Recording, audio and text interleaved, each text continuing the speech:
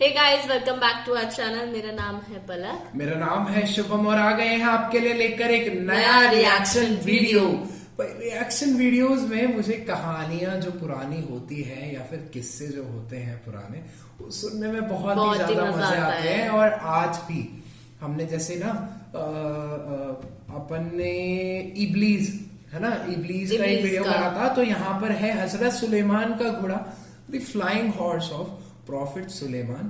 तो यहाँ पर आज इनका वीडियो है। अंबर वॉइस यूट्यूब चैनल है उनका, ये वीडियो है। वीडियो का जो लिंक है वो डिस्क्रिप्शन में है। आपको पूरी वीडियो देखनी हो, पूरी वीडियो इनके चैनल पे जाके देखिए और अपना प्यार जरूर दीजिएगा। तो चलिए वीडियो को शुरू करते हैं। एक ऐसा घोड़ा जो उड़ने की सलाहियत रखता है, सुनहरे पंखों और चांदी जैसे रंगत वाले तारीख के बेमिसाल घोड़े, यूनिकॉर्न, जो कभी हजरत सुलेमान अलैहिस्सलाम के लश्कर की शान हुआ करते थे। लेकिन हजरत सुलेमान ने उन घोड़ों के पंख क्यों कटवा दिए? हम आज इस वीडियो में उन नायाब घोड़ों के मुकम्मल तारीख को जानेंगे। पेगासुस। ज़माने कदीम में घोड़े एक बेशकीमत जानवर थे, जो न सिर्फ सवारी बल्कि जंगी कुव्वत के तौर पर भी इस्तेमाल होते थे। लोग घोड़े के खरीदो फरोख्त के साथ मखसूस कागजात भी रखते थे, जिनमें उनके मालिक, मौजूदा मालिक, माँ बाप, तारीख पैदाइश और घोड़े का मुकम्मल शजरा नसब भी होता था। ये एक मुकम्मल दस्तावेज होती थी जो उन घोड़ों के आला नस्ल होने का सबूत हुआ करते थे। नेज उन घोड़ों की तरबियत के लिए नौकर चौकर और रिहाइश के लिए बड़े बड़े अस्तबल होते थे। मुख्तसर ये कि घोड़ों की तरबियत और उनके नस्ल के मुतालिक मालूमात कदीम जमाने में एक फन और काबिलियत मानी जाती थी। रिवायतों के मुताबिक मलका सबा बिल्किस हजरत सुलेमान अलैहिस्सलाम के उड़ने वाले तख्त से बहुत मुतासिर थी। लिहाजा एक दफा मलका बिल्किस को ये ख्वाहिश हुई कि वो भी उस तख्त पर बैठकर हजरत सुलेमान अलैहिस्सलाम के साथ सैर व सफर करे।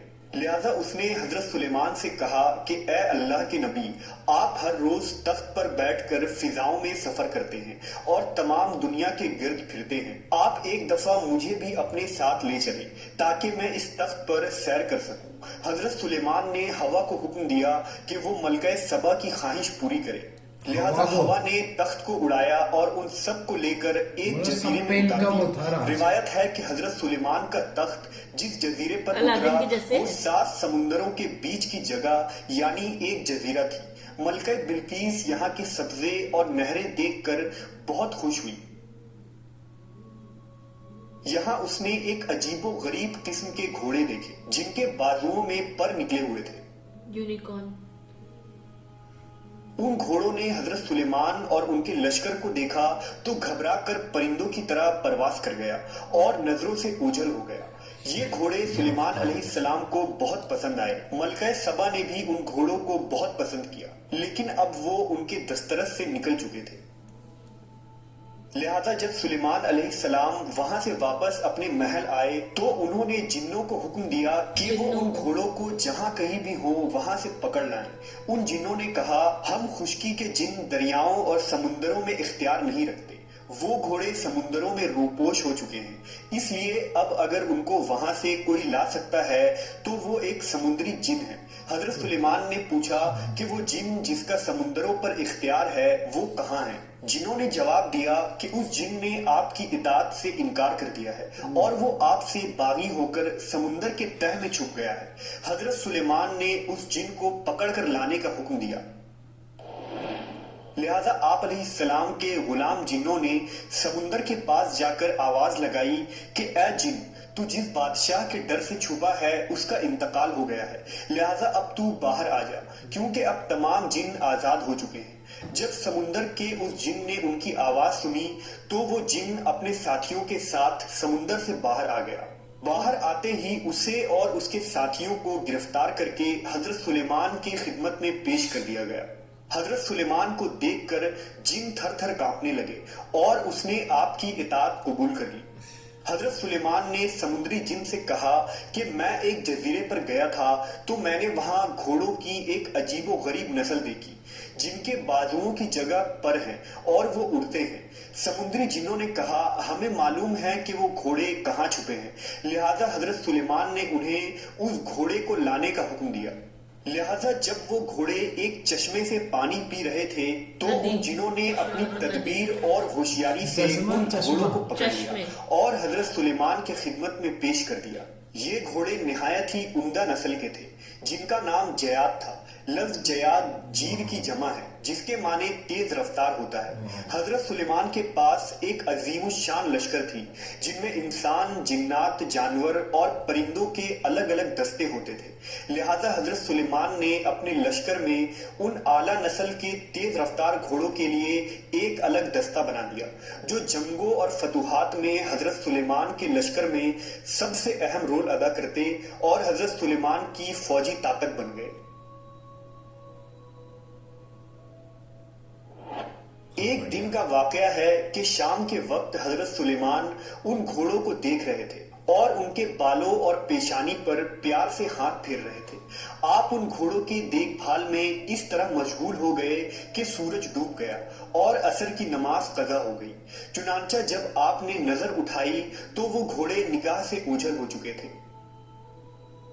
اس وقت حضرت جبرائیل علیہ السلام نازل ہوئے اور حضرت سلیمان کو خبردار کیا کہ اے سلیمان، تم دنیا کی مال کے محبت میں اتنے مشغول اور گرفتار ہوئے کہ نماز عصر بھی ادا نہ کر سکے۔ اللہ کو تمہاری یہ مشغولیت پسند نہیں آئی۔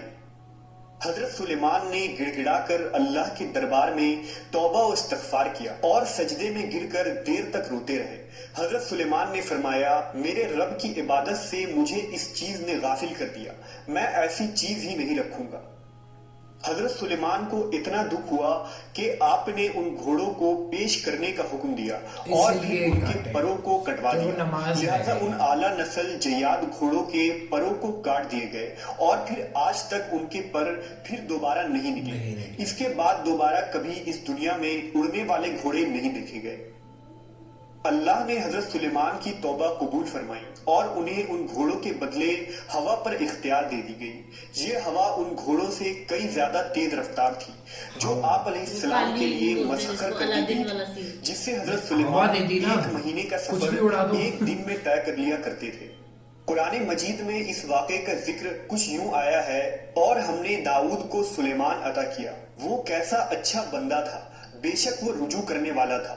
جب اس کے سامنے شام کے وقت تیز رفتار گھوڑے حاضر کیے گئے تو اس نے کہا میں نے مال کی محبت کو یاد الہی سے عزیز سمجھا یہاں تک کہ سورج غروب ہو گیا۔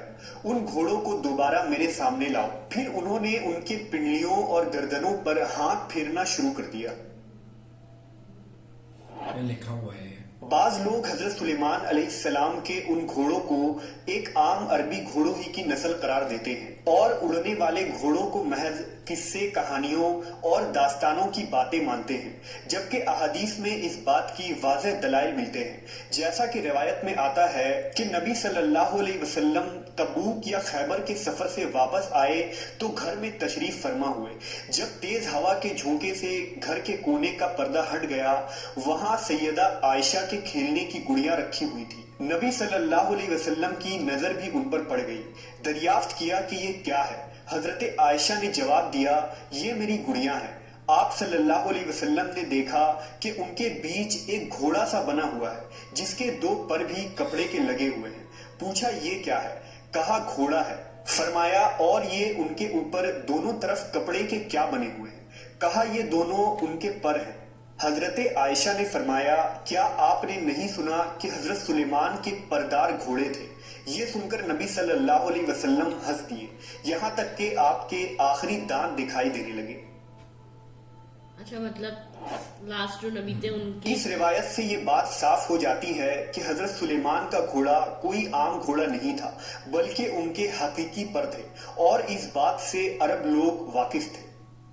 روایتوں کے مطابق جب حضرت سلیمان علیہ السلام نے ان گھوڑوں کے پر کاٹ دیے تو پھر کبھی ان کے پر نہیں آئے، جبکہ ان کی نسل برقرار رہی۔ इमाम आली मकाम हुसैन इब्ने अली का घोड़ा जुलजिना भी उन्हीं घोड़ों की नस्ल से ताल्लुक रखता था और जुलजिना का शजरा नसब हजरत सुलेमान के घोड़े से जा मिलता है। दुनिया के अलग अलग तहजीबों, इलाकों और मजाहिब में भी इस उड़ने वाले घोड़े का जिक्र मिलता है। कदीम यूनान में इस घोड़े को पेगासस के नाम से याद किया जाता है। ग्रीक माइथोलॉजी के मुताबिक ये घोड़ा कदीम यूनान में हुआ करता था, जिसका रंग सफेद था। कहते हैं कि पेगासस का जन्म एक सिपाही पोजाइडन और एक राक्षस औरत मेड्यूजा के मिलाप से हुआ था। रोमन माइथोलॉजी के मुताबिक पेगासस को सिर्फ वही शख्स उड़ा सकता है जिसका दिल खालिस और सच्चा हो। ये घोड़ा निहायत ही अक्लमंद और ताकतवर होता है। कदीम यूनानी लोग इसे ज़्यूस देवता की सवारी मानते थे, जो ज़्यूस को आसमानी बिजलियां लाकर दिया करता था। ग्रीक के लोग तारीख में जिस यूनिकॉर्न घोड़े का जिक्र मिलता है वो भी इसी पेगासस के नस्ल से ताल्लुक रखता था, जिसके पेशानी पर एक सींग हुआ करता था। ये एक तिलिस्माती और खूबसूरत सींग था जिससे कई बीमारियों का इलाज होता था। यूनिकॉर्न का जिक्र जापान, चीन, रूस और यूरोपीय ममालिक के किस्से कहानियों में मिलता है। कहते हैं कि यूनिकॉर्न दरअसल सिंधु घाटी में रहा करते थे और दुनिया में आखिरी बार भी उन्हें यही देखा गया था। सिंधु में। देखिए यहाँ इस वीडियो के द्वारा बहुत ही अलग तरीके की एक कहानी बताई गई है और मतलब क्या ही किस्से होते हैं ना, बहुत इंटरेस्टिंग होते हैं। देखिए ये 9-10 मिनट का वीडियो था, ऐसे खत्म हो गया, पता ही नहीं लगा, क्योंकि वो इतना इंटरेस्टिंग होता है ना सुनने के लिए। मतलब मैं तो ऐसे उड़ने वाले घोड़े तो मैं यूनिकॉर्न के नाम से जानती हूँ, वो भी फेरी टेल में, जैसे कि बारबी, मैं छोटी थी बारबी की मूवीज देखते थे, उसमें देखते थे यूनिकॉर्न जिसमें सिंग और फेदर्स थे, बस उसके अलावा मैंने आज सुनी है story. Sort of fairy tale चीजें हैं जी, उन पे यकीन नहीं होता है, मगर यहाँ कुछ कहानियों से आपको यकीन होता है कि हाँ जी होते होंगे, क्योंकि बहुत ही ये रिटर्न है यार। देख जो चीजें ऐसे बना के नहीं बोल रहे हैं, वो लिखा हुआ है, मतलब उनका ऐसे कह रहे ग्रीक मैथोलॉजी में भी माना गया है वाले घोड़े होते थे। तो चलिए बस आज के लिए इतना ही, मिलेंगे आपसे एक नए वीडियो के साथ में बहुत ही जल्द। तब तक के लिए अपना ध्यान रखिए, चैनल को सब्सक्राइब करें और वीडियो को लाइक करें और कमेंट्स करके हमें जरूर बताएं हमारा रिएक्शन आपको कैसा लगा। जल्दी मिलेंगे नए वीडियो के साथ में। नमस्कार।